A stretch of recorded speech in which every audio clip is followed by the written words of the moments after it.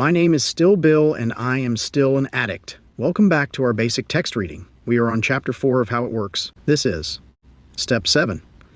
We humbly asked him to remove our shortcomings. Character defects or shortcomings are those things that cause pain and misery all of our lives. If they contributed to our health and happiness, we would not have come to such a state of desperation. We had to become ready to have God, as we understood him, remove these defects. Having decided that we want God to relieve us of the useless or destructive aspects of our personalities, we have arrived at the 7th step. We couldn't handle the ordeal of life all by ourselves. It wasn't until we made a real mess of our lives that we realized we couldn't do it alone. By admitting this, we achieved a glimpse of humility. This is the main ingredient of Step 7. Humility is a result of getting honest with ourselves. We have practiced being honest since Step 1. We accepted our addiction and powerlessness. We found a strength beyond ourselves and learned to rely on it. We examined our lives and discovered who we really are. To be truly humble is to accept and honestly try to be ourselves.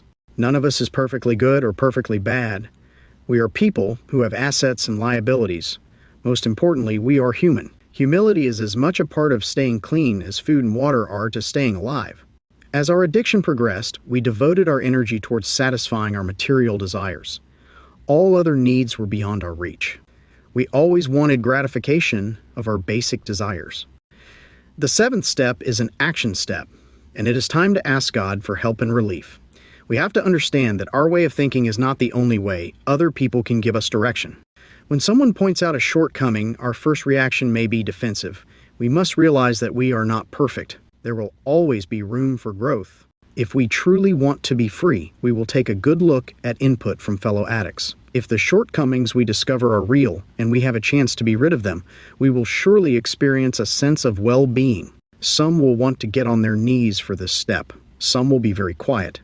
And others will put forth a great emotional effort to show intense willingness. The word humble applies because we approach this power greater than ourselves to ask for the freedom to live without the limitations of our past ways. Many of us are willing to work this step without reservations, on pure blind faith, because we are sick of what we have been doing and how we are feeling. Whatever works, we go all the way. This is our road to spiritual growth. We change every day. We gradually and carefully pull ourselves out of the isolation and loneliness of addiction and into the mainstream of life. This growth is not the result of wishing, but of action and prayer. The main objective of Step 7 is to get out of ourselves and strive to achieve the will of our higher power. If we are careless and fail to grasp the spiritual meaning of this step, we may have difficulties and stir up old troubles. One danger is in being too hard on ourselves. Sharing with other recovering addicts will help us to avoid becoming morbidly serious about ourselves. Accepting the defects of others can help us become humble and pave the way for our own defects to be relieved. God often works through those who care enough about recovery to help make us aware of our shortcomings.